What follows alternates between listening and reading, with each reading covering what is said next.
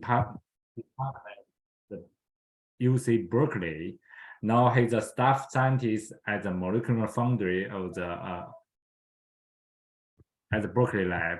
His topic will be programmatic and deep learning analysis pipeline for 4D STEM experiments. Dr. Colin, go ahead. All right, thank you so much to the organizers for inviting me here. So I'm going to give you a quick tour through some of our software tools. And I know this is primarily an X-ray focused session, so I'll also briefly introduce electron microscopy. So the method that I'm talking about today is starting with a scanning transmission electron microscope. And you have a converged electron probe, you scan it over the sample surface, and typically we would use a single pixel monolithic detector to record one value at every probe position, or a couple values at every probe position. But these days, we can record a full image of the diffraction pattern with a pixelated detector. So we record a two-dimensional image, move the probe, two-dimensional image, move the probe, and this results in a four-dimensional data set. So that's why we call this family of techniques 4D STEM. It stands for four-dimensional scanning transmission electron microscope. And again, it's 2D images over a grid of 2D probe positions. And as you'll see in my talk here, we can perform all sorts of different measurements. So at NSEM, we have several different cameras, but I wanted to specifically call out our 4D detector, our home-built detector that operates at almost 100,000 frames per second and has about 600 by 600 pixels. And so the hardware, this slide's actually a little bit out of date. It is very much online and user ready, and it is regularly recording data. But the data rates are absolutely ridiculous. We get about a terabyte of data, raw data, in 6 seconds. So you can sit down at the microscope and record hundreds and hundreds of terabytes of data. And that's why we really need robust software tools to be able to process and analyze this data, especially as some of the previous speakers mentioned, for users who leave our facility, take the data home with them, they have to be able to analyze it. So this particular detector, we have a pipeline directly into the supercomputer. We pull in all of the data, do things like electron counting, clustering, downsampling if needed, compression. And then this can usually, for operating at such high speeds here, because our electron diffraction patterns are so sparse, give you compression ratios of 100 to 1,000. So this can reduce a terabyte or 10 terabyte size data down to gigabyte scale, and often dozens of gigabytes, but still that is perfectly reasonable for a modern laptop or a workstation. So the family of techniques I mentioned, 4D STEM, we do this to try and sort of imitate what you can get in a beamline. So we have high resolution studies. This is something at Cornell showing incoherent imaging at the top. And then if you record a full diffraction pattern in the bottom left, you can do what's called picographic reconstruction, where you fully deconvolve the probe from the object. And that really boosts both the signal to noise and the spatial resolution of the instrument. And so that's on the extreme length scale of down to individual atoms. On the other end of the spectrum, we can use the same method, the same cameras, the same instrument to scan huge fields of view. For example, I sketched out a battery stack here with anode, cathode electrolyte.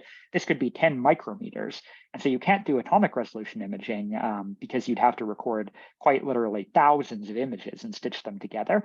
But instead, you can record a diffraction pattern and make statistical property measurements over much, much larger length scales. And then once you have all of this data, you can perform many different experimental analyses. So virtual imaging for selecting different subsets of the diffraction pattern, degree of crystallinity, local deformation, structural classification, as you saw in previous talks too, orientation of crystals, or even more exotic channels here. So like I said, though, the real challenge is the data. This is one of our early experiments, and each one of these diffraction patterns is actually a grid of about 50 by 50 patterns.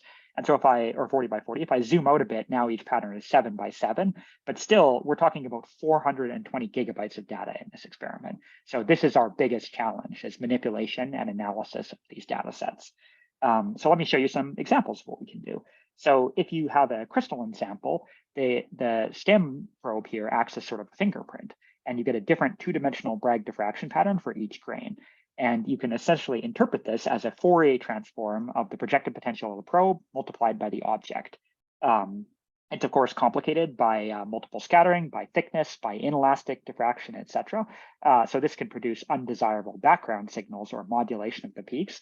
But fundamentally, what we have to do in each one of these patterns is detect each of the peaks and then give a very highly precise sub-pixel measurement of its position and estimate the intensity of the peak as much or as accurately as possible. So Similarly, for amorphous samples, the main difference here is in this toy model, if I distort it on the right-hand side here and scan my probe from the crystalline to the amorphous region, you transform from a nice two-dimensional Bragg diffraction pattern to a one-dimensional characteristic amorphous halo of this structure. And so these are the types of patterns that, for example, you saw in Simon's previous talk, you could use to measure radial distribution functions or pair distribution functions, excuse me. And so we've implemented that as well for electron diffraction, but I will admit that due to multiple scattering, X-ray tends to produce much more physically accurate pair distribution functions. And this is, again, just like the crystal case, it's because it can be complicated by multiple scattering, inelastic background, thickness effects. In general, it's quite hard to make thin enough samples to do these amorphous characterization methods using 4D STEM here. So let me show you an experimental example. This is a user sample, gadolinium titanate. It started out as a single perfect crystal. They ion irradiated it down to some depth, which amorphized the structure, and then they threw it into a furnace to reheat it. And you basically regrow from the amorphous region into the crystal front, but you also nucleate many different randomly oriented polycrystalline grains. And so then we do our 4D STEM scan, and I'll just skip ahead to the sort of tableau of the different diffraction patterns that you get here. And you can see regions with single crystal pyrochlore structure, the sort of recrystallized fluorite where all the Bragg peaks are in the same place, but their intensity is modulated. These sort of mixed domains of amorphous and polycrystalline fluorite. Or if you go to the surface, this fully amorphous diffraction patterns where you just have these clean amorphous halos with no crystal Bragg peaks here. So what I'm going to show you is how we take all of this data in this talk and then make different measurements. And so we do that primarily using my group's Pi40 STEM open source toolkit. And so I believe all of the results I'm going to show in this talk, except for the tychography result, was done with Pi40 STEM, which you can find on GitHub, and I'll put a link at the end. So I'm going to be focusing primarily on the data analysis pipelines. So I mentioned local deformation. Again, with the toy model here, you can see as the atoms get further apart, the diffraction spots get closer and are closer together and vice versa. So all we need to do is measure the position of all of the spots, fit a lattice to it, and this is going to be inversely proportional to the local atomic deformation or the strain tensor of this material. So again, returning to that GTO, the gadolinium titanate sample here, this is what the diffraction pattern in a single crystal region looks like. And here it's been auto-indexed by our software. And this is the strain tensor in the vertical direction, the horizontal direction, or the shear. And you can immediately see several different features here. For example, that red stripe in epsilon XX, that's the recrystallization front, right where the amorphous area started regrowing into polycrystalline fluorite. You can also measure infinitesimal rotation of these patterns. And so you can see in the theta field there that some of the grains, there are defects, there are dislocations between them, and they grow with about a ±1 degree error on average here as they grow out from that surface into the amorphous region. So another example of strain, this is a holder that you can use at the ALS, and you can put the exact same sample into the cosmic beamline and then do X-ray spectroscopic tychography. And so this is when the sample was fully lithiated. These are battery primary cathode particles, and partially delithiated and then fully delithiated. And so we have these different measurements of particles where we have composition pixel by pixel. We pick up the sample, put it into a identical TEM holder in our facility, and measure diffraction patterns. And here our goal was to measure the spacing of the spots to get the precise lattice constants of this material. And this is what I'm showing on the right, extracting the spacing of the spots from the lattice equation. And then finally, the last piece here is to correlate it. So what I did here is I wrote some software that pixel by pixel lines up the particles. So we have this feature space representation of both the chemistry from the X-ray synchrotron and the structural parameters from the electron diffraction. And then we use simple inverse learning methods to be able to extract the constitutive chemical mechanical laws of this system. So in other words, how does the local deformation depend on the local chemistry? And I'm not going to go into too many details here, but this is really interesting because you can find the discrepancies. So regions where this law does not hold, it turns out that's where the dislocations are in this sample. And so misfit dislocations are the sort of extra missing free volume here that we found just by applying this simple constitutive law. If you look at the diffraction patterns, though, they often have a little bit of ellipticity. So one of the things that our software has to do is calibrate this. So what we have to measure is the elliptic coordinate system of these radial rings. And so we have simple methods and some more advanced machine learning methods that we're working on here. But the goal is essentially to map in coordinate space from this distorted ellipse into a perfect polar transform. And so you can see our Bragg diffraction peaks go from these sort of wavy patterns, if you do a circular polar transform, to straight up and down.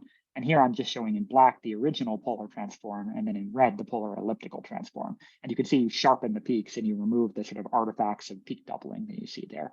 So we had all this code ready to go. And one of the things we decided to try is, could we actually use this for measuring the strain tensor?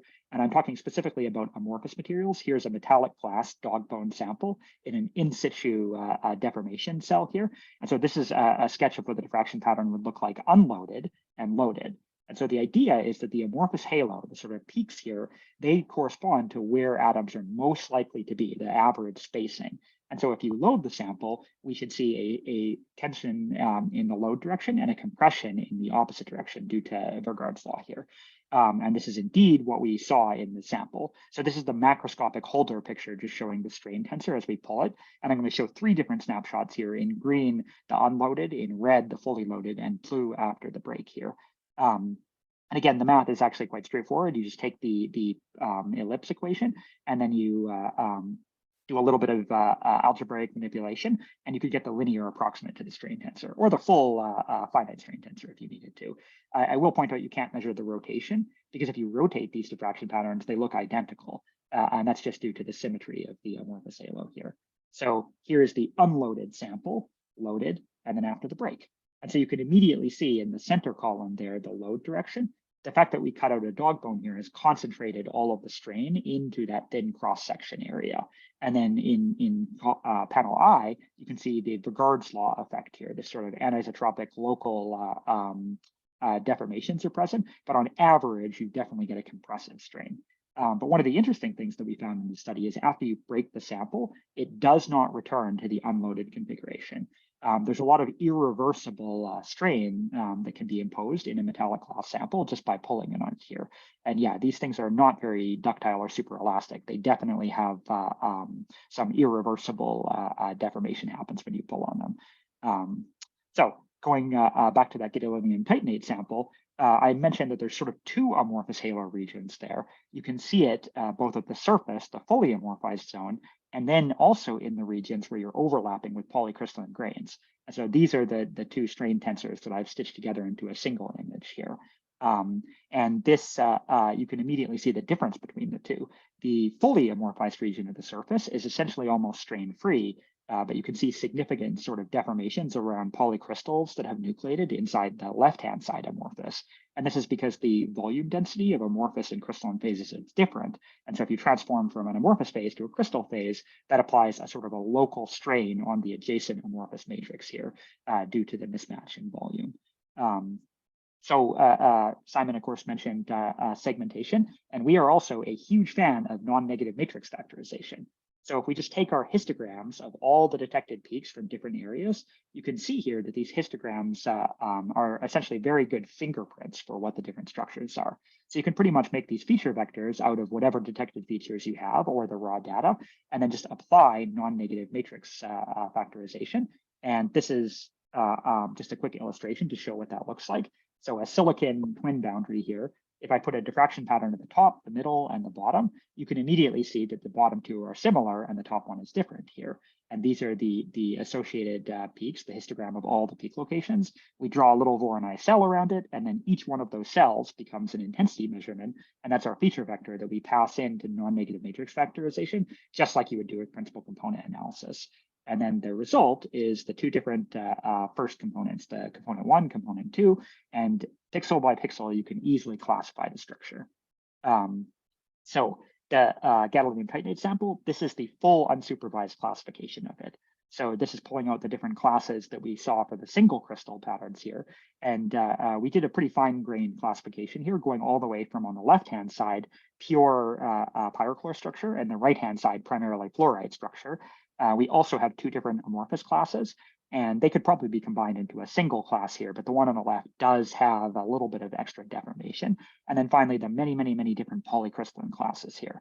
So if you want to do things like measure grain size, grain distribution, orientation, etc., unsupervised classification is often a good first step just to segment out the different regions of the sample from our measurements here. But of course, often we want to use prior knowledge. So for example, we want to automatically index these patterns. And we're working on machine learning to do this completely blindly, even not knowing the space group. But our current prior knowledge encoding method essentially just uses a diffraction library approach, where we compute a diffraction pattern.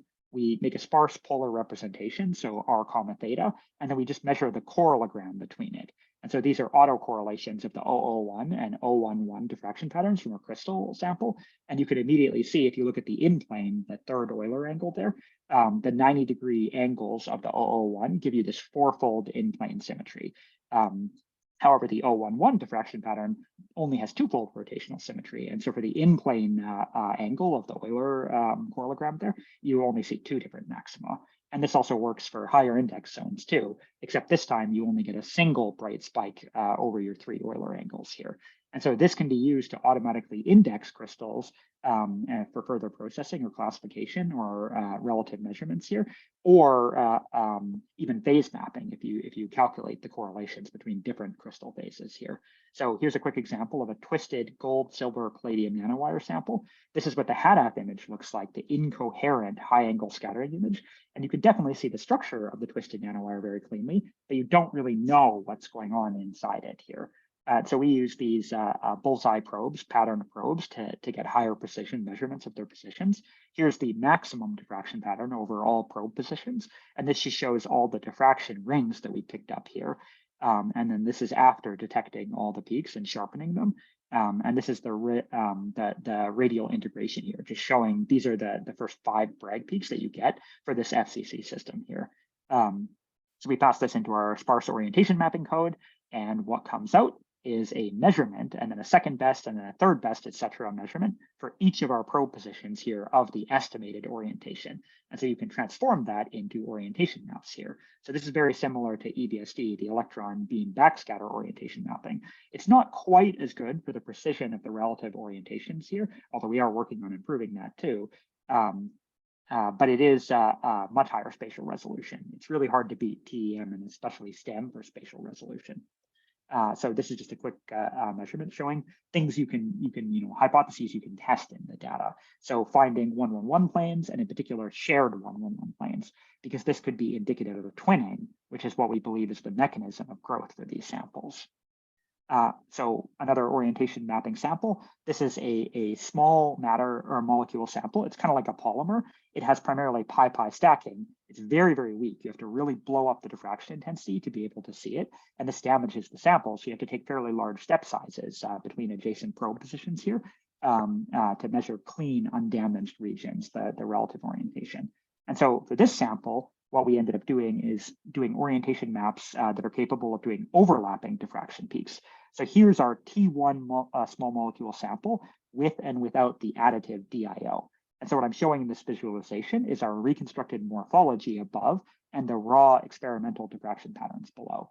And we chose this sort of flow line type of orientation map visualization because if you have multiple diffraction peaks, but you only plot a single orientation for each pixel, you don't have a full picture of what the local structure of the sample is there. So if you look at the sort of conventional way that we used to do this before we had these fast detectors, you can essentially garner no information about the structure of these samples. But with these 40 STEM techniques, we can immediately get the morphological differences between these samples and make all sorts of property measurements here. And my favorite features that we actually saw in the sample without the additive are these disclination singularities. They have power plus and minus 180 degrees. And that just means if you go in a circle around that spot, the diffraction pattern will rotate 180 degrees, not 360 degrees. And so that's kind of like the disclination singularities that you would see in liquid crystals.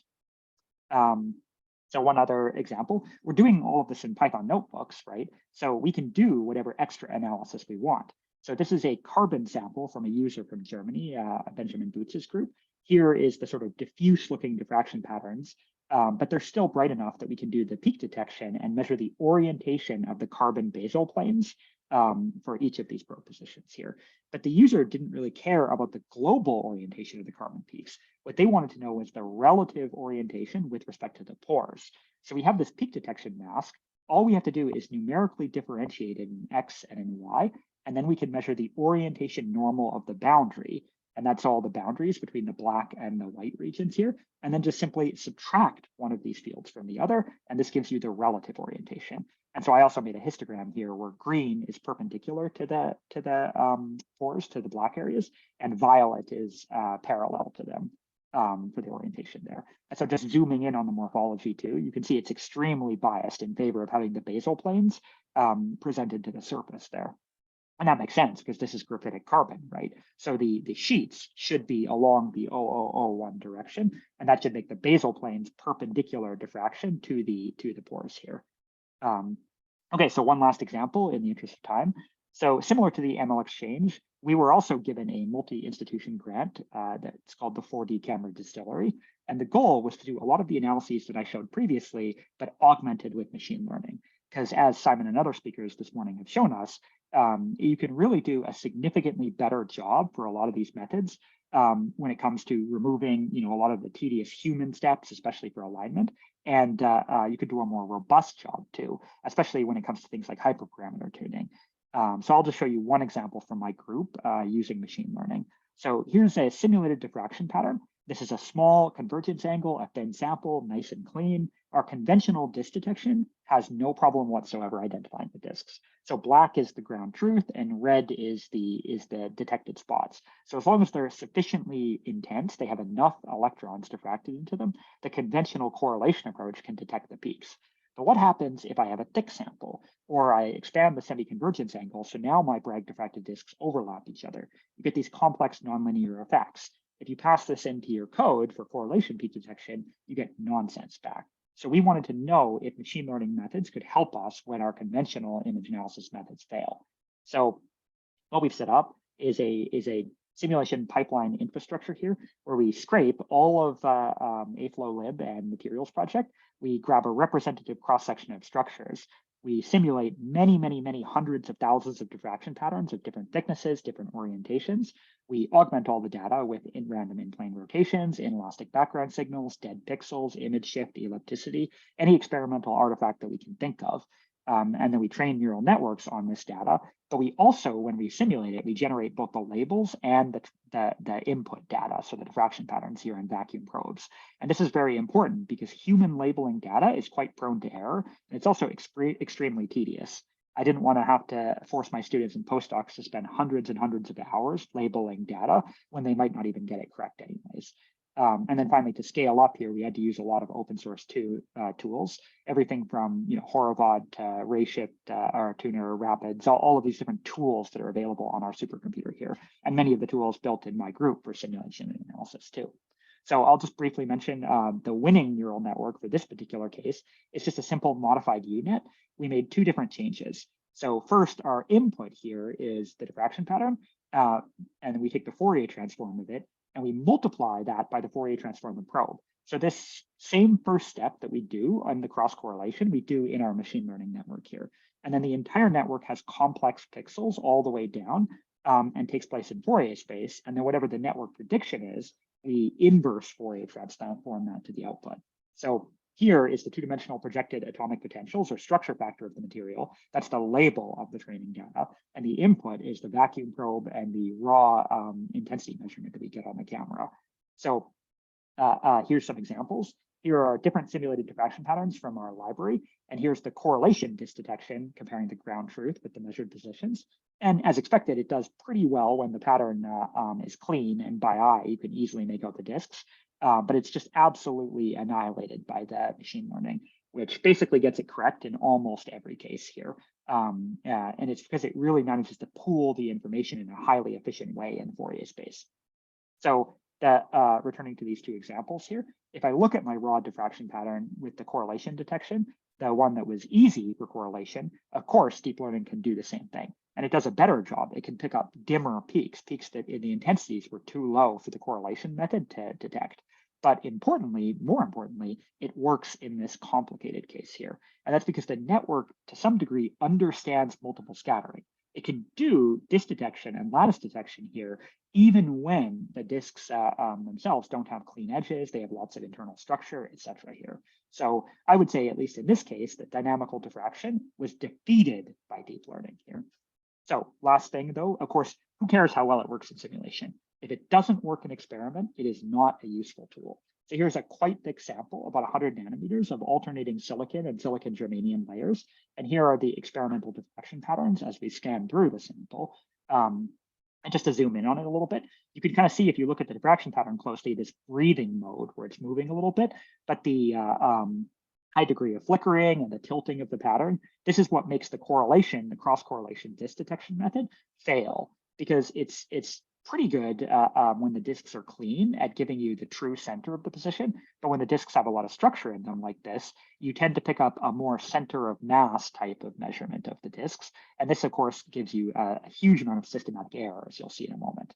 But of course, our network prediction is much, much, much sharper. And if you look very, very closely, you can kind of see the network is picking up these really tiny strain fields here. So if I look at the raw diffraction patterns and the disk detection, they both look good superficially. But remember, strain, we're talking about plus minus, say 1%, 2%, things of that nature. So if the disks are separated by 50 pixels and you want to pick up 1%, you need half a pixel accuracy in order to measure it. And if you have 0.1% strain, you need less than 1/10 of a pixel of accuracy for the positions of these disks here. So how did they actually fare, the different codes? To estimate the ground truth strain, we did an EEL scan of this material, and then we used Regard's law to transform from the chemistry, the local silicon and germanium of this epitaxial system, to a predicted strain field here relative to the silicon substrate. So here's the strain in the perpendicular direction. Black is my estimated ground truth. Blue is our correlation strain measurement, and then red is the network prediction. So it's not perfect, but it does a much, much better job, much lower systematic errors. And similarly, in the perpendicular direction, it also does a good job. So with that, I am going to wrap up and just mention that I wrote a review on this technique if anybody's interested in measuring it. Our analysis codes are all on GitHub, including dozens of tutorials and hundreds of simulated and experimental data sets. They're all online for free. And my simulation code is also open source too. So with that, I'd just like to acknowledge my many collaborators, and I'm happy to take questions. All right, thanks, Colin. That's great talk, include lots of information. Now it's open for questions. Thank you. Colin, no, I answered really wonderful talk. Oh, sorry, can you hear me? Yep. Yeah. Yeah, really wonderful talk as always. I had a question on the complex valued networks. We played with those as well for current imaging on the X-ray side, and they seem to do better, if you have like limited data or limited time to train. I am of the belief that complex networks for images are always better. Okay. Interesting. So you actually saw a performance difference between like the complex valued versus it's in our network, networks. Or in our paper here. It says manuscript in preparation, but it's actually out in NPJ computational materials now, this paper and all this code. So two quick comments here. The huge benefit in this case came from working in Fourier space, which necessitates using complex numbers. But we still saw a benefit even working in real space UNet type architectures using complex activation. However, you have to be a little careful about apples to apples comparisons, because every pixel now has two values, real and imaginary, right? So the number of trainable parameters just doubles if you set every pixel to be a complex value. But at the same time, I'll also mention, I actually think we and everybody is doing complex number neural networks wrong right now. So we ended up using an activation layer of rel-U on the real and rel-U on the imaginary. But that's not actually using the information very efficiently. Instead, I think we need an activation layer that can properly encode phase and amplitude separately, because that's where all the information is in Fourier, in complex numbers, right? So I think I suspect that complex number usage in machine learning is going to go way, way, way, way up. And it's getting easier and easier in like the new version of PyTorch or JAX, for example. Complex numbers are advancing in importance, I'd say. Perfect. Thank you. All right. Thank you. All right. We can take one more question and from the Simon, and go ahead, please. Yeah, thanks. Yeah, Colin, that was really amazing. Fantastic talk. Yeah, thanks for that. And I think that we can really make good use of this. And I saw it on your GitHub page that you welcome contributions and things. So that's good. Yeah, I had one I thought the same thing of your tools too. So thank you. Go ahead. Okay, good. So yeah, let's work together because you know, there's more than enough for everyone to do. A lot of overlap. Yeah. Yeah. Yes. But one question I had is you have a lesser GPL license on the Pi 4 stem. What was the thinking behind that? Because it makes it much more difficult to use as a library. I mean, that kind of license makes sense for an end user app and maybe the GUI, but is there a way to strip out the functional part from the GUI part and then MIT the answer is or maybe. So we actually don't currently develop the GUI right now. We actually went back to almost pure Python and Jupyter notebooks, just because the development cycle is much faster for that, right? Also, I have no funding to have a student make a GUI. So I will say I didn't think about this all that much when we spun up the project, and so I let my first postdoc who started this, Ben Savitsky, choose the GPL license here, and he is a little rapidly open source, but especially after dealing, with vendor codes, with lockdown things too, I've come to believe that these like very open licenses are the way to go. And a lot of the vendors in electron microscopy are starting to use our codes despite the GPL license, I would say. So I don't think it's as difficult nearly as it used to be. And it also, there's no cross pollution of the codes. If you load a Jupyter notebook and you import two libraries, right, they don't necessarily need to have the same license. One could even be closed source. So I hope that it's not a problem, but we are already, like, for example, we spun off the tutorials repo and our file format thing, the EMD HDF5 based file format, is now a third repo, right? So we are starting to do, what you're, I think, alluding to, spinning off the different parts of the code. Yeah, I mean, we would probably never touch a library that's GPL licensed, honestly. So why, if I may ask? Because there are situations where the GPL-ness of it, even the lesser GPL, has downstream knock-on effects for you using the library in another application. That you have to then GPL the other application. Yeah, GPL I've noticed definitely seems to somewhat poison things like that. I've never had a problem with pure open source things, but mixed things, it does seem like there are some issues potentially there. So just having, so I don't want to keep a notebook of which of my dependencies are GPL and which aren't, and which have to be handled separately. I just want to import it and then so but, I mean, you don't need to have the same license of a dependency, right? I think that does not get poisoned by GPL. However, if you ship our code, thanks, then Simon, yes. for the question. There's definitely an issue we need as a community. We need to work together to solve it. Yeah, I'm perfectly willing to revisit this. So please feel free to follow up on an email. We can definitely talk more, and it's probably not the right forum right here. But I want to mention one last quick thing too. You just flew to London, and I'm about to go hop on a train and then fly to London, or fly to the UK, excuse me. All right. So it's all coming full circle. All right. Thanks, Colin. Okay, due to time reason, we are going to move transition to Alan Law. And Alistair, you may wish to start to share your screen. All right, good. Yeah, that's very exciting. We have a graduate student in our workshop, and Alan received his bachelor from the Berkeley in the 2019. He's currently research at the Cornell University, focused on nano diffraction imaging, the thin film catalyst material. Here, topic will be X-ray nano imaging of spectral thin film functional oxide via cluster analysis. And you may wish to start to share your screen. I haven't seen yours. Okay, good. You may take over now. Did you see that? Is this the correct screen? Okay. Yes, that's good. Awesome. Thank you for the introduction, and also thank you for inviting me today. My name is Eileen. Today I'll be telling you about X-ray nanoimaging of epitaxial thin film functional oxides via cluster analysis. Also a little bit about me. I'm a fourth year PhD student at Cornell University, working with Professor Andre Singer in the Department of Materials Science and Engineering.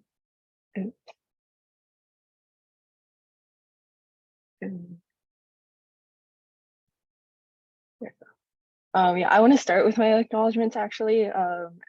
Thank you to my wonderful collaborators, and also I'm generously supported by a graduate research fellowship from the National Science Foundation, as well as a fellowship from the Center for Alkaline-Based Energy Solutions, which is a DOE Energy Frontiers Research Center. In particular, this is my wonderful lab, and not everyone is pictured, but that's most of us. I also like to thank my collaborators at Argonne National Laboratory and the Center for Nanoscale Materials, including Tao, Martin, and Matthew. So a little bit about scanning X-ray nanoprobe diffraction, since I think I'm the first person in this session to talk about this technique in particular. So as we know, the properties of materials are inherently related to their crystalline structure. So what X-ray diffraction can help us do is to enable in situ and non-destructive measurements of structural evolution as our sample is changing.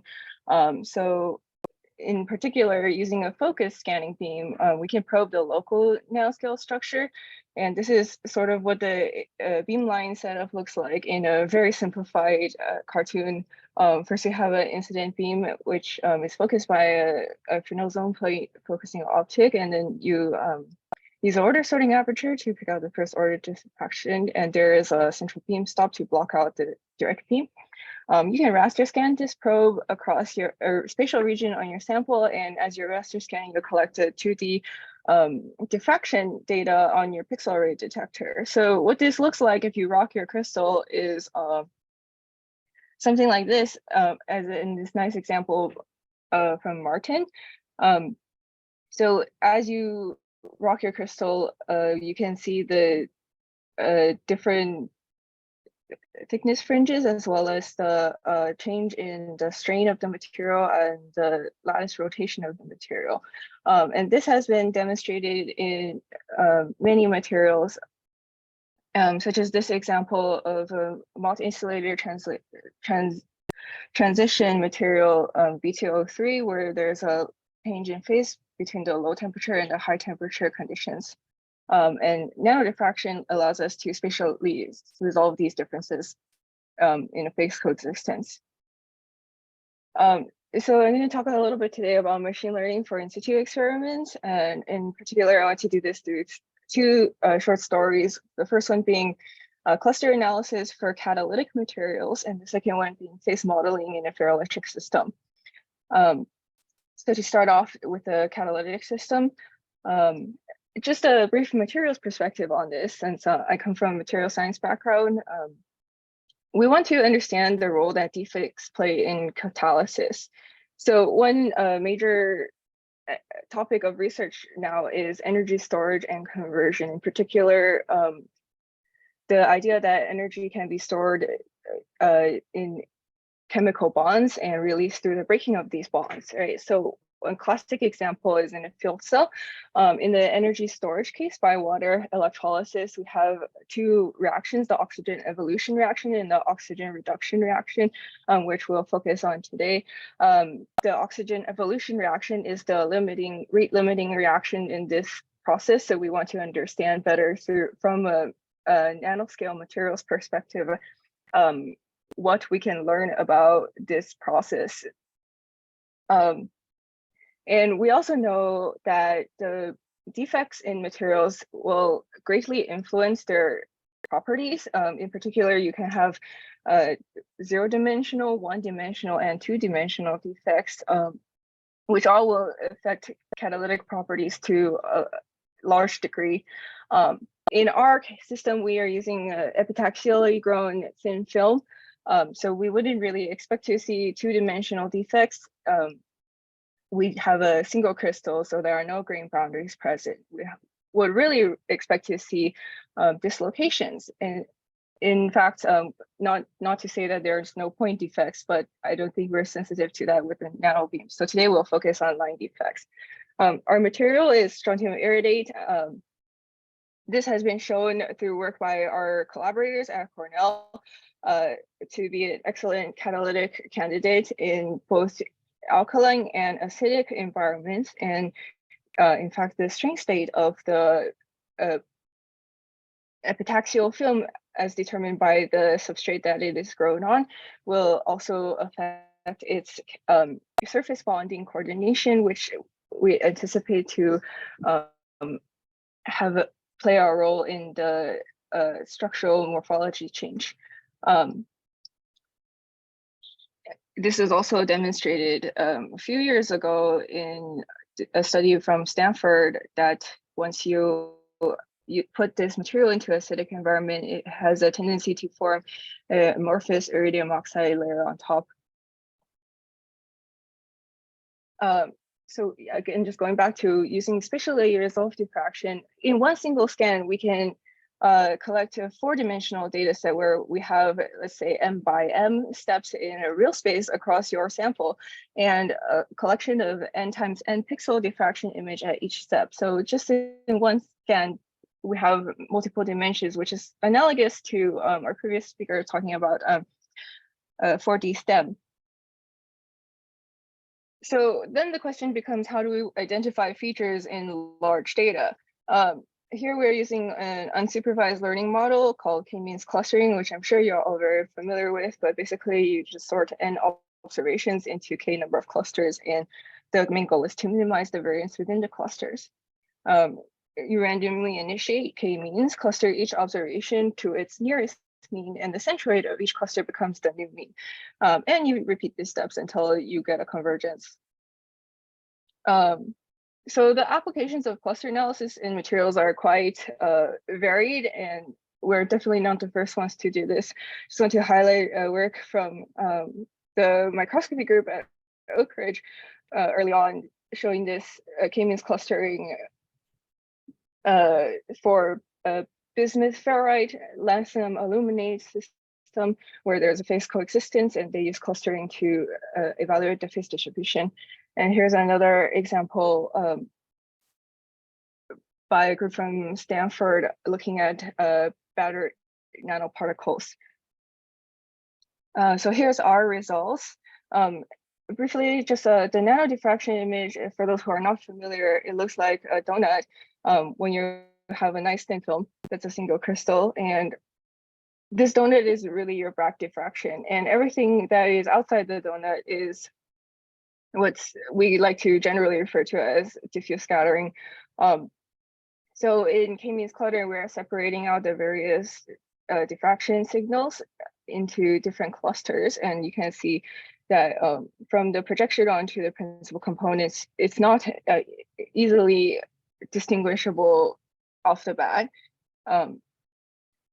So if we look at each of these clusters separately, there's 2 primary components to the Bragg peak here.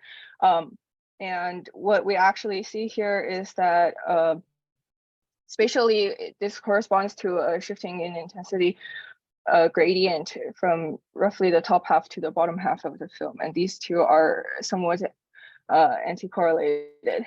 And what's more interesting, and what we primarily wanted to do, is separate out the defect signal, right? So diffuse scattering can arise from quite a lot of different causes, but one of them is materials defects.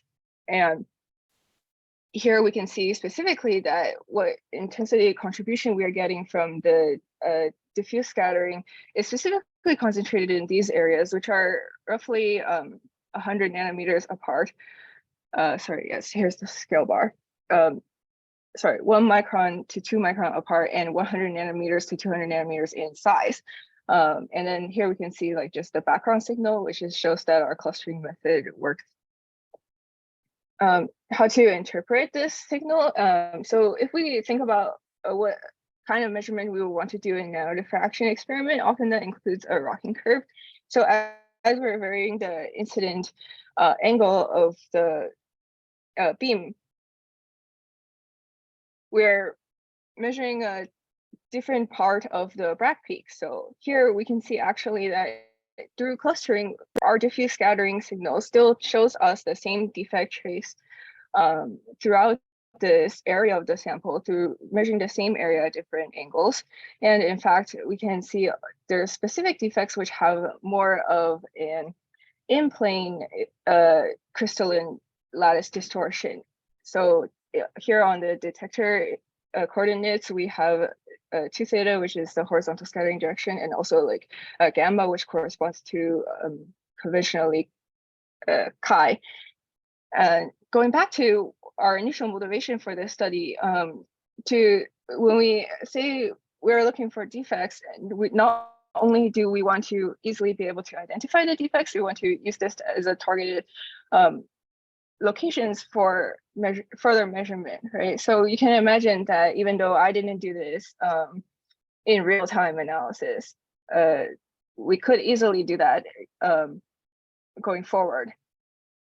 So the other thing that we looked at in this study was using alkaline solution to cycle the catalyst material. So here again, we're doing the same clustering. However, we can see that using the alkaline solution, it kind of makes our diffraction signal a little bit worse. You can see that this is not the same level of intensity that we had before. So what we can do instead is like using the single angle of diffraction, we can show using another method, simulations, to corroborate our results through clustering. And indeed, I think this is where we would like to go in the future, where if you have a well-defined single crystal film, you can simulate the convolution of the nanobeam and use that as a sort of template before looking at your real material. And I don't want to go too much into this, but it's just a kinematical approximation. And my colleague has done a lot of work on this. And I look forward to seeing his measurements. So here, I guess, oh, sorry. The main feature that we see here is this diagonal stripe from the top left corner running down. And this, in fact, these arrows, black arrows, indicate the lattice rotation of the film. And what we've actually found is that predominantly the diffraction that we see is due to substrate step edges in the LSAT crystal. And in fact, this is consistent with the first 2 clusters of our result here, the yellow one and the purple one. Sorry, the second and third, the purple, the yellow and the blue. And this shows the shifting of the Bragg peak along this diagonal, which corresponds to this exact directional tilt. So this is a work done at 12ID, I believe, by our collaborators, and they essentially do the same type of measurement, but use the same type of samples, and they do Cobra measurement, and are able to see that after alkaline treatment, there is a morphization of the top layer of the film, which we do also see in the nano diffraction. I guess sorry, going back to this, the key takeaway here is that using X-ray nano diffraction, we can identify local inhomogeneities in strain and mosaicity using unsupervised machine learning algorithms such as K-means clustering. Can be nice if you don't have like pre-labeled results. And in the future, we hope to apply this to operando experiments, which can help guide which regions that we want to measure. And just want to move on quickly to the second part of the story, which is using phase modeling in ferroelectric systems. We can see here, this is one of the results of rocking curve analysis. And now diffraction, we have 5 dimensions. We have the incident angle, and we have your 2 real space dimensions across your sample, and then 2D reciprocal space at each incident angle, which makes for a 3D reciprocal space. And we can extract the lattice parameter locally at each pixel, as well as the lattice rotation. And the presence of these lattice rotations in vortice form is sort of from the substrate as a result of straining to the gadolinium scan date.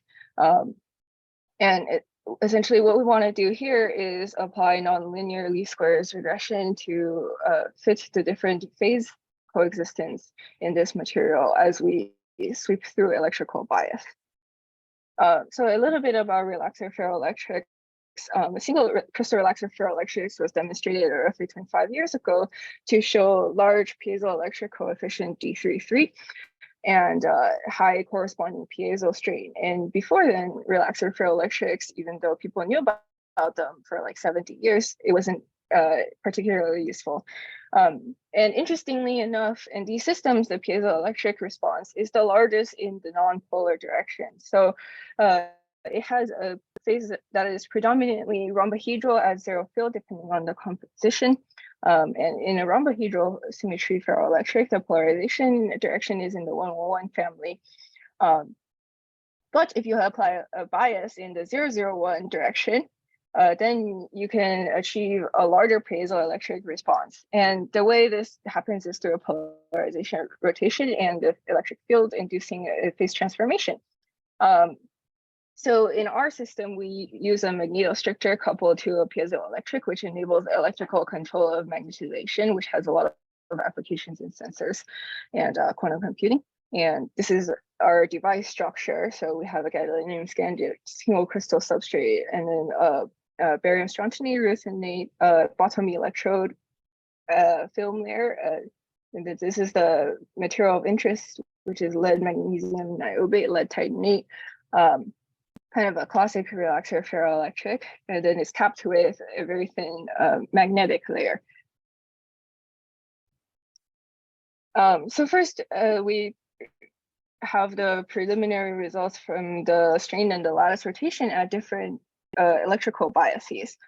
I just wanted to show what it looks like in diffraction to sum the entire rocking curve. You can see the movement of the crystal truncation rod because it's nice crystal. And if we zoom in from this whole device to one section of the device, we can see this regions that consistently stay the same, but change lattice parameter as a whole. So we don't have a phase that shows up and grows. There's no like nucleation of large regions that change lattice parameter. There's kind of, it maintains the same overall structure and they overall change. And that's kind of interesting. So we like to track this peak shift with applying the bias, right? So this is just a couple of GIFs showing what it looks like as you apply through a hysteresis loop. We can see again, there's no nucleation of new phases that we see. But we can also see in this diffraction clearly that there's more than one Bragg peak, so indicating more than one phase in the system at any given point. So we want to study further the local strain behavior. What we can do is take smaller steps in voltage, and instead of measuring across the two-dimensional region of the sample, we'll just pick one line to measure on our sample. And here we can see that if we go through from no field to 5 volts to -3 volts back to 0, there's a clear asymmetry in this behavior, right? The 5 and the -3 don't look the same. It prefers to pull in one direction over the other. And we can see that the minimum lattice is not actually at 0 field as we would expect for a ferroelectric system. In fact, the minimum lattice is shifted up to about 2 volts. And if we take a closer look at this positionally, if we pick out the 3 extreme voltages, so at its minimum strain and at its 2 corresponding up pole and down pole states, they don't look the same. So minimum strain is well below the other 2, but in fact up pole and down pole is not the same. We can see the material overall prefers to have larger piezo strain and larger piezoelectric response in the negative direction. And if we look instead at a specific location on the sample, we can see that there's a hysteretic behavior as shown by this small gap. So the minimum overall strain we found is actually at plus 2 volts of applied voltage with a small hysteretic behavior. And the small hysteresis loop is consistent with what we expect to see from a relaxer ferroelectric, because there's a minimum of ferroelasticity strain here. And briefly, we want to talk about why the strain is shifted so high, as we should not expect to see in this system, right? So if you think about how PMMPT works, it is not the same as a conventional ferroelectric in that instead of having a domain wall between the same domain where you just have one is downpoled and one is uppoled, you have a polarization rotation. So in fact, the polarization axis can be anywhere from vertical along the polarization direction to the 111 family. And in fact, it rotates in between with no discrete steps.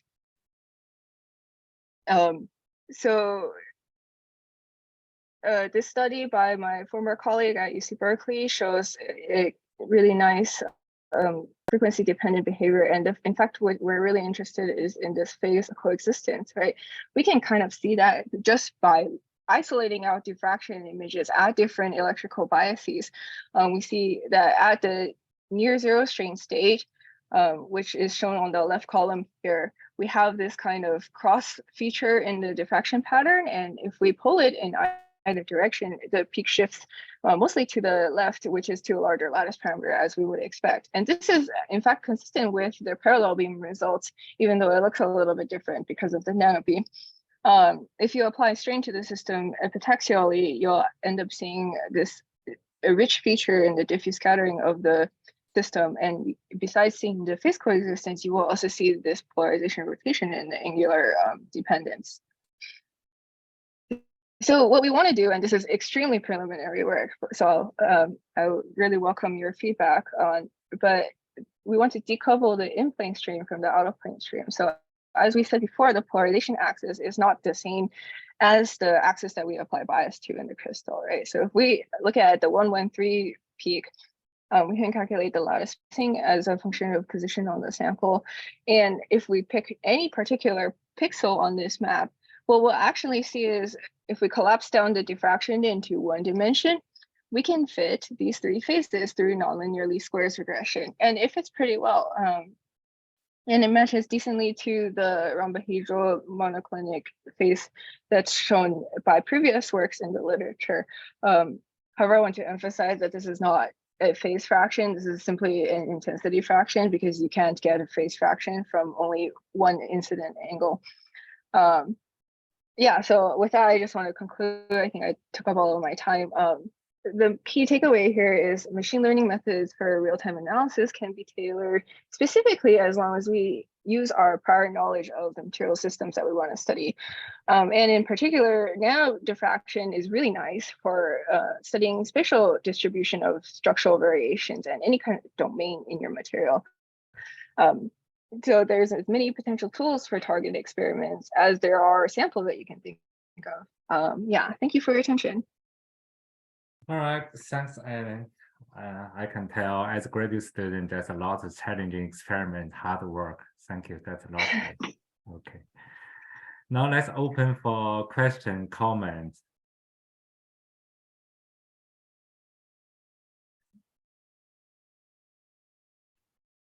Go ahead, Hua. I saw you unmute yourself. Thank you. Hi, Eileen. Yeah, it's very nice. Hi. Yeah, and I see you. So yeah, thanks your side our work for the strong and iridate for the catalysis. Yeah, I have a question for that because the one you're showing have all these ripples. Is that one already have this eye-clean treatment? Or the sample already have a cycled and the electrochemical can already cycle this one? Yeah. Is it this one? Yeah. Yes, that is. And in fact, we don't see the ripples. Yeah, sorry, I forgot to mention this. So thank you for pointing it out. Yeah, we don't see these ripples in the non-cycle version. Oh, okay. So what's the interpreted? Because I want to mention to you that our work, the cycling is not done in the alkaline condition, is on the acidic condition, because acidic condition is more corrosive. That one have like leaching and also dissolution. and amorphization. Alkaline condition, I remember surface become, and it maybe also have that, amorphization, but it could be very slow and very shallow and very small, or the metal cation leaching is not very seriously. But anyway, I'm more interesting about the ripple. So what interpretation the ripple is due to the defect or some like different phase, or is it because of just a deep dislocation propagation? So what interpretation for the ripple? Right. So okay, how do I phrase this? We cannot visualize individual dislocations, strain field using nanodiffraction in the system. And also with only the measurement of the out of plane peak here, you can't, I mean, in principle, you'll have some sensitivity to the in-plane effects using the Poisson's ratio. However, you can't make a quantitative statement about that. But qualitatively, I can say that what we saw here is that this ripple feature is only present in alkaline treated films. And we did look at the acidic, but it was too damaged, so we couldn't get diffraction from that. But what we found in the simulation fitting, I guess you must be familiar, this is Tal's work. Using the simulation, we actually find that there is a change in the position of the Lowy oscillation. So we observed the same amorphization as you do, but just to a lesser extent. And where we kind of need to combine cluster analysis with the simulation is, just in clustering, you'll not get a quantitative knowledge about the amorphization, right? So especially at a single angle condition. But if you combine using the simulation, then you can in fact see the thickness changes. It becomes roughly 0.5 nanometer thinner. Yeah, that's not surprising because there's some crystalline, because you measure crystal film peak, so the change must be the crystalline part, and thickness get changed because surface may be amorphized. But the ripple sounds like a very interesting. So it looked like from the scale bar is like the periodicity is maybe like I don't know, 100 nanometers. 600 nanometers. 600 nanometers. Yeah. Okay. I just want. So do you have the direction for crystallographer? Is those ripple align certain crystallographer orientation, like 45 degree to the substrate, or is just some little random orientation of the ripple? Yeah. It's very close to 45 degrees. Like this diagonal is the 110 direction. Okay. Yeah. Right. Okay. Thank you. All right. Due to the time limit, we're going to move on. Thanks, Alan, one more time. Let's move on to next speaker, Dr. Yinghui Huang. And Yinghui got his PhD in Chongbuk National University, and he currently work as a postdoc as a spectroscopy group, X-ray science division. He's going to talking about towards real-time data processing and analysis of the X-ray emission using AI machine learning, the Argon X-ray emission analysis package, EXIT. Go ahead, Yinghui. Oh, can you hear me? Yes. Yeah. Thank you for introducing me. Hello, everyone. My name is Yinghui Huang, and I'm delighted to be here. In this session, I will cover what we are doing with AI at BIM925 ID of APS and how we are going to do it in the future. Laser point. The APS is scheduled to undergo a massive upgrade that will replace the current electron storage ring with a new powerful model. We expect that the upgraded APS will be able to generate X-rays about 300 times brighter than current APS. This powerful beam dramatically reduces the experimental time and enables experiments that have not been attempted so far. Our group was commissioning 25ID, which is the improved beam line of APS for upcoming APS-U system.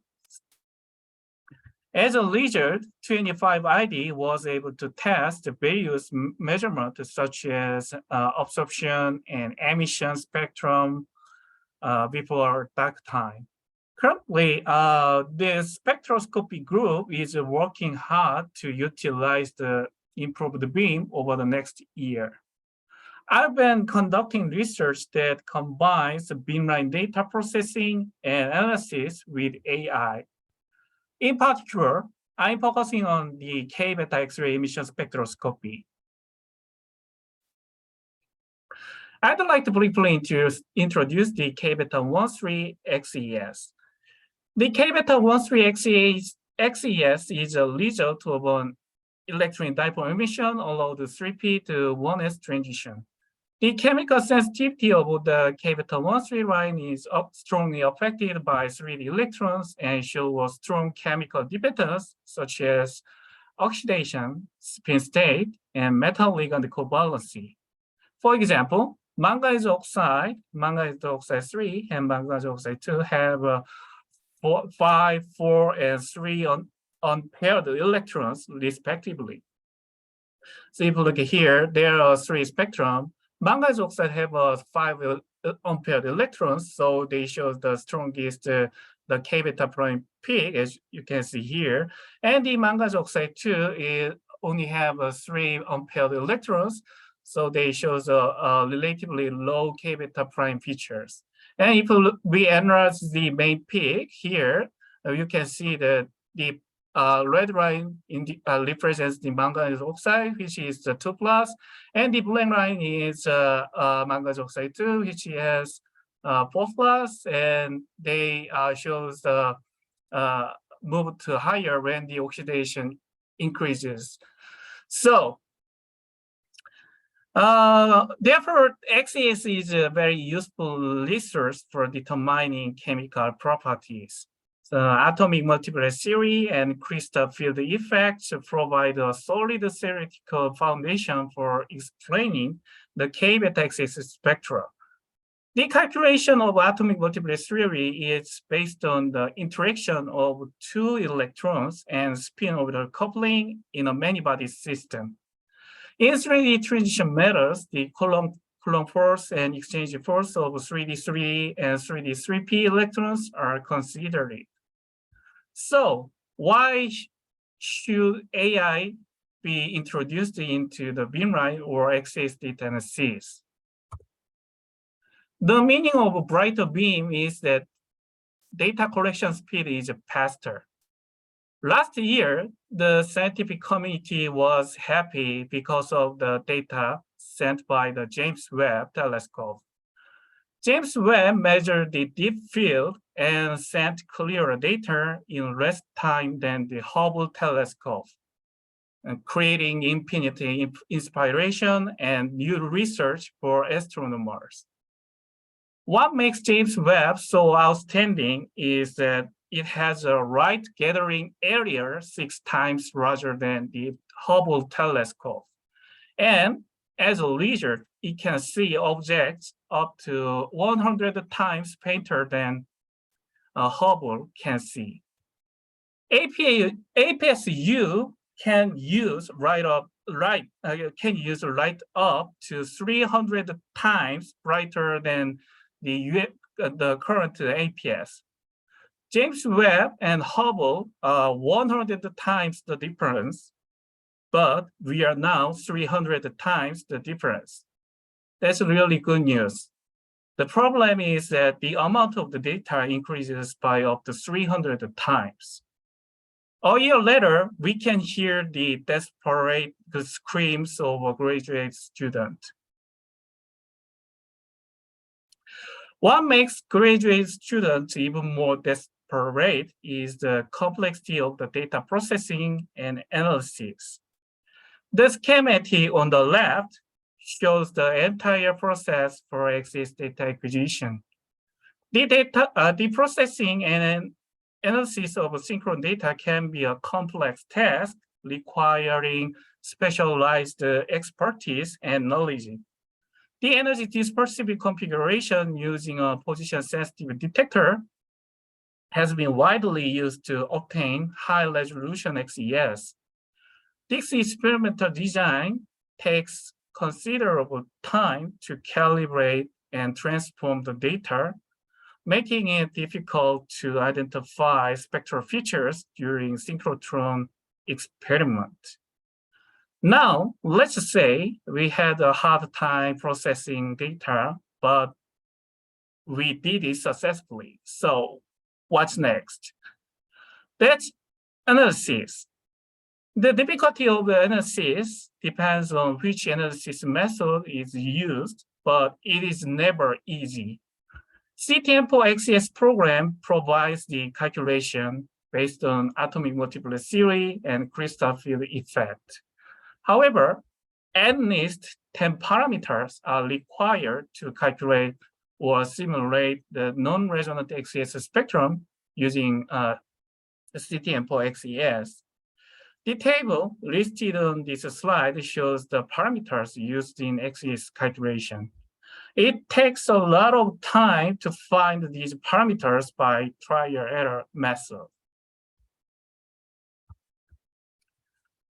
To solve these problems, we developed an integrated program, Argon X-ray emission analysis package. We call this EXIP.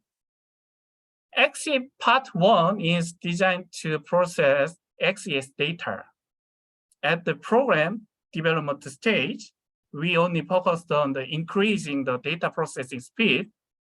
Of course, this goal is still the top priority, but there is another reason. That is a user-friendly program. Before we start developing EXIP, we had a homemade program to process the emission data. It was a satisfying for beamline step to use, but it had an interface that was difficult for beamline users. This reason was the lack of visual information about the raw data. So we began to design a new program to process data quickly while providing a variety of visual information. The most representative function is to automatically find the region of interest. The data generated by position-sensitive data has a 3-dimensional data space, and we had to set ROIs on the data we want. EXIP1 helps us find ROIs automatically in less than 1 second. For example, this is the data measured by our beamline, and there are 3 data groups. We need to set ROIs on the 3 data group. To do this, we have introduced and developed clustering methods based on unsupervised machine learning. This clustering technique provides the most critical information for determining the ROI location. To evaluate the effectiveness of clustering, we compare the XES data using manual ROI setting and automatic ROI setting. Manual setting was done by human, and automatic setting was done by EXIP1. So the x-axis represented the emission energy, and y-axis represented count. And the first column shows the people normalization, spectrum normalization, and the second column shows the after normalization for nickel oxide samples. And when you take a look on the right side, there are cobalt oxide spectrum. So similar to the nickel oxide, the left side is a people normalization, and the right side is a cobalt oxide. Right side is after normalization. So the absolute intensity of the spectrum is greatly influenced by the ROI size due to the difference in signal counting with the effective area. In both ROI setting processes, there was a slight difference in the size and position of the ROIs, resulting in a difference in spectral intensity, as you can see here. There are many differences between the RY setting and the manual setting. However, the absolute intensity of K-beta emission spectrum are not used for analysis, but the relative intensity and ratio are considered important information. Since the emission spectrum are usually normalized to unit area for best comparison of relative intensities, we show the spectra normalized by integration area 1, as shown in the 6 normalized spectra. As a result, the spectral difference significantly decreases after normalization. So if you look at here, the red area is almost noise level. So this provides that the ROI automatically setting is effective for analysis and can dramatically reduce time. In addition, this function can be applied directly for data processing. XE1 addressed the challenge of X-ray emission spectrum data processing using unsupervised machine learning. However, the task of analyzing the processed spectra remained another challenge. We developed the XE Part 2 for the emission spectrum analysis. We tried to obtain meaningful analysis result by introducing unsupervised machine learning, supervised machine learning, and autoencoders. But genetic algorithm has produced the most remarkable results to date. The GA, genetic algorithm, is an algorithm that optimizes parameters and searches a near infinity parameter space and finds an optimized parameter set. We developed an algorithm that automatically finds XES similar to the experimental data based on genetic algorithm. Our methodology can be divided into 3 parts: XES calculation, XES fitting, and parameter optimization using AI. The first is the XES calculation that is based on the CTM4 XES program. We extracted the source code of the CTM4 XES program and implemented it as a module in XE2. The second is the convolution after XES calculation. The last part is the parameter determination driven by genetic algorithm, which is based upon an evolutionary metaphor that reflects the process of nature selection, where the fittest individuals or parameters are selected repeatedly. XE2 shows that the overall spectral appearance of optimized result is very similar to experimental data within a range of physical and chemical boundaries. In addition, XE2 can predict speed state and has merit in that it can numerically estimate the 3P and 3D electron exchange force and the broadening effect that arises from the core hole lifetime. Therefore, XE2 will be of great help in finding optimized parameter set when the experimental environment changes.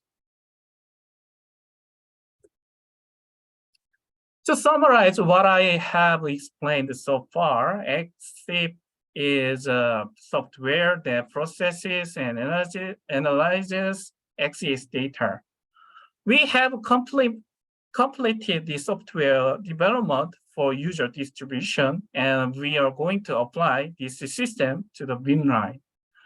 We plan to operate the beamline 25 ID through a program called Blue Sky.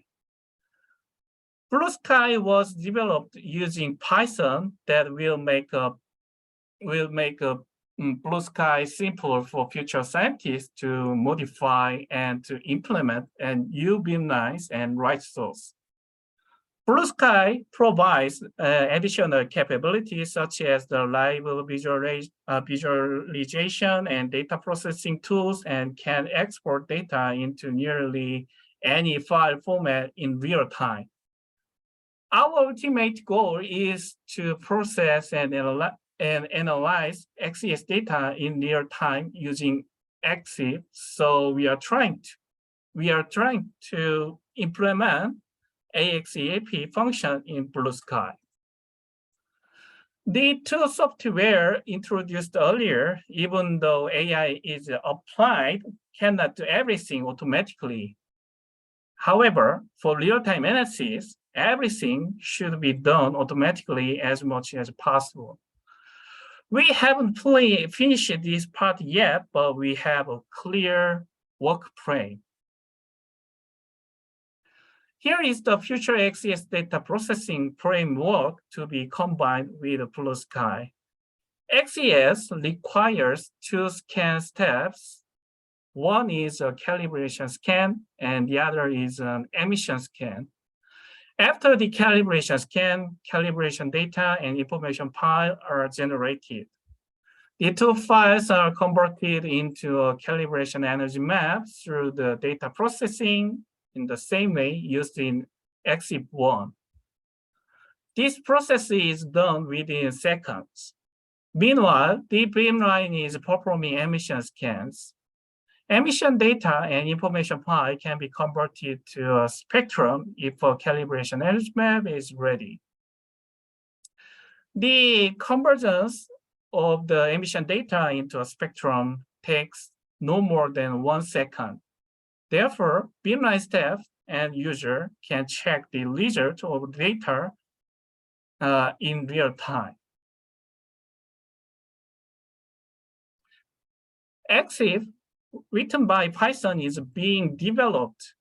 When I started developing programs, I was comfortable with MATLAB. So we developed the EXIF1 and 2 with MATLAB. However, in order to be integrated with Blue Sky and EXIF, we confirmed that EXIF written by Python is required. The MATLAB version is being developed for distribution to users, while the Python version is being developed for the beamline system. Most of the core functions have been implemented in the MATLAB version and will be completed with future updates. We also aim to complete the Python version development during that time. We have 3 plans to develop EXIF into a more useful program. Let's take a look. Plan 1. The software is being improved with steady updates, and there are 4 measurements to be updated in EXIF. Energy dispersive EXAFs, lyrics, Harift, and dispersive Raman scattering. Especially EDXAF's data processing is based on the diffraction of polychromatic X-rays, which is focused on the sample and the divergence toward the position-sensitive detector, where beam position is correlated to energy by a bent crystal. To do this, a calibration process is required like XES. Therefore, we expect that our program will be able to handle EDXAF data. Part 2 is to develop a web version. The current distribution process of EXIF is causing inconvenience for both distributor and users, as there is no separate website to download this program. Currently, the program is distributed through email or cloud system with permission from the principal investigator. However, the method is becoming impractical as the number of users grows. Furthermore, EXIF2 is limited to Windows operating system, leading to accessibility issues for users. For this these regions, we plan to develop a web-based version. The active web application will allow the users to access each individual app through a unique URL directly from their web browser without the need for additional software installations. Program updates are also reflected on the website, so it can eliminate the need for users to manually download and install update files. In addition, using a web browser eliminates the need for operating system dependencies. So lastly, EXIF1 and EXIF2 require significant computational power, and the calculation time is highly depends on the specification of a user's desktop or laptop. If the web app is utilized, the calculation time depends on the host computer, which can reduce the calculation time dramatically. Plan 3 is to add leaks calculation. EXIF2 only handles non-resonant XES. Resonant XES provides a more clearer evidence for oxidation and local structures compared to the non-resonant XES. There are quite a few tools to calculate resonant XES, such as PEP, DFT, and quantifier leaks. The problem is that it is very difficult to select parameters to use for calculation and simulation. We expect that EXIF2 will solve this problem. Next.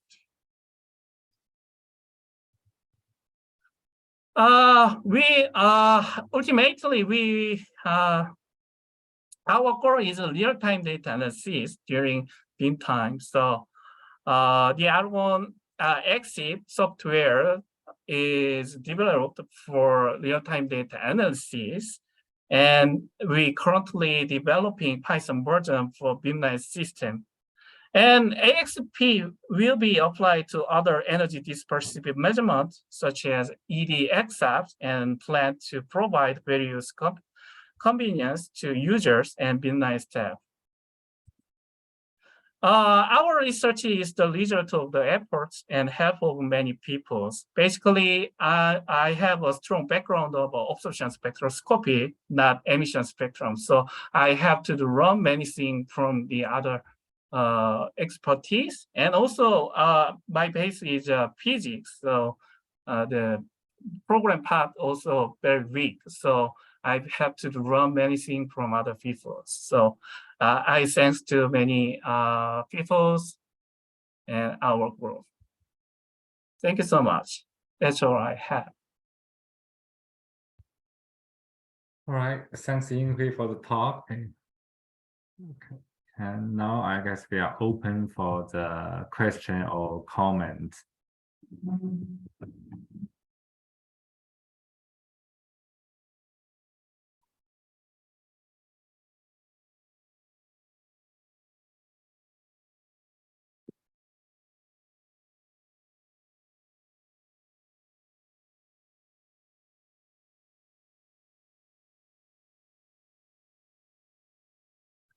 Oh, Yinghui, could you say a little bit the integration? I think the lots of the blue sky work, the Python work done by the Mark and Wolfman, and how to integrate your Python version with the Heaven, also with the blue sky in the future.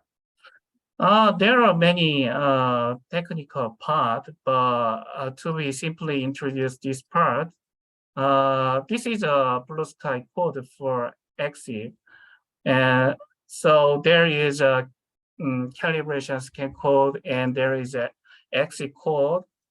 This is one of part of the EXIF code during the calibration scans. So after calibration scans, they will conduct this code, and the exit will be used as a library. So after the emission scanners, they will convert the emission spectrum based on the calibration process.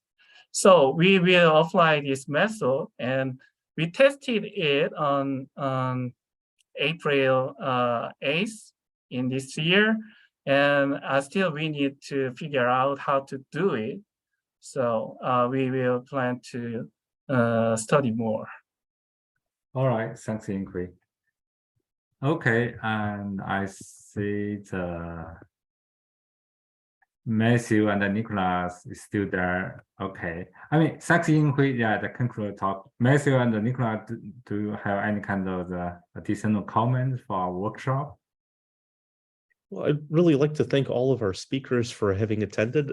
This has really been an informative and great workshop, and this is really still an area that's wide open, I think, in terms of the impact that we can have trying to apply AI and ML techniques to our space. I would say, you know, I really look forward to doing this again next year. Maybe at that time, the APS will see first light for the upgrade and we'll begin commissioning instruments, and it'd be really interesting and fun to see all of the great science that comes out. Yeah, same. Thank you to all the speakers. Really appreciate you being here. I think we've been doing this for about 5 years now, and 3 of those have been virtual. So I think, you know, hopefully next year we'll be able to do this in person again. So look forward to that. That's add-on. Thanks, all speakers. I think it's really provide a platform to cross-discussing, especially the Simon and Colin already start discussing maybe in the near future. Yeah, you can have more this kind of cross-discussion through the workshop. Okay, everyone.